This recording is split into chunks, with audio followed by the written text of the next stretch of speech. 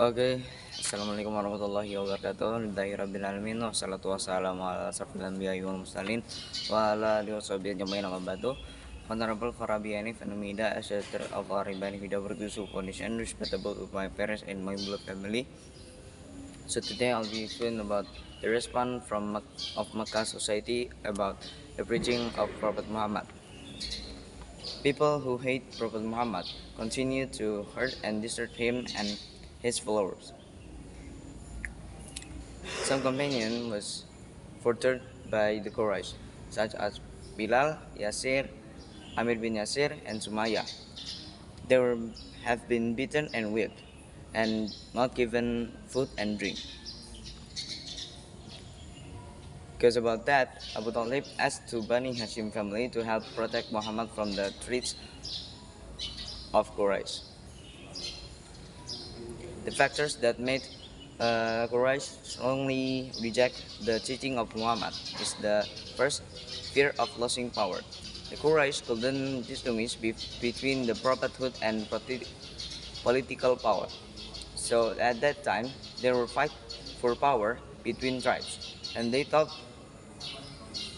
that they were recognizing Muhammad's authority by following the Muhammad's call. And next, the second is loss of social status. At that time, Quraysh has the position and states. There were master and slave. Slaves belongs to the lower class. They will be could be bought and sold. And many of Quraysh were the leader with the most and good big leaders. The leaders of Quraysh didn't want their status was equal with others.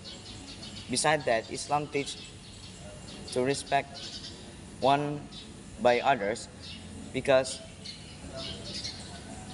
all of human is equal. But for the Quraysh didn't want the status is equal with others.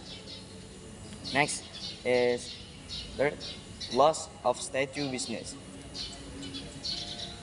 The Quraysh disbelievers was idol worshippers. Making idols was the way for earning of a living for the Quraysh.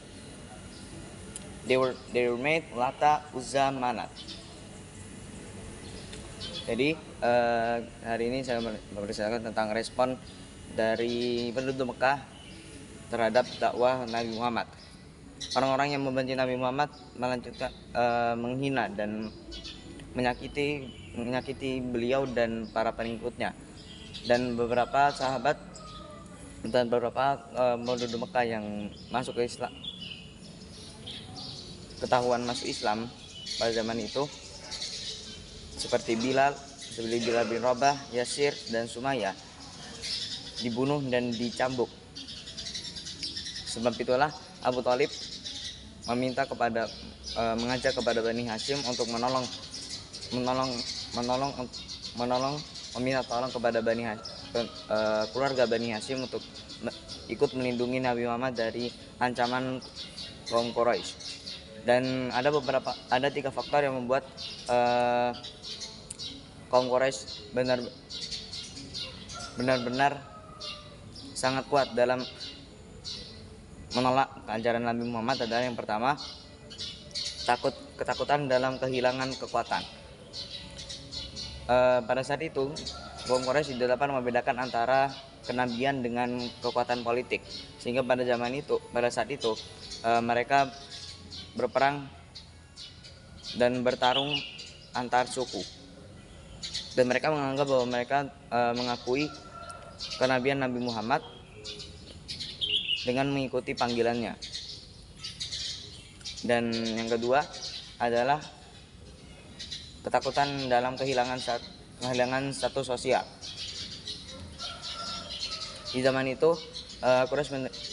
penduduk Quraisy memiliki jabatan dan kedudukan, yaitu pemimpin dan budak.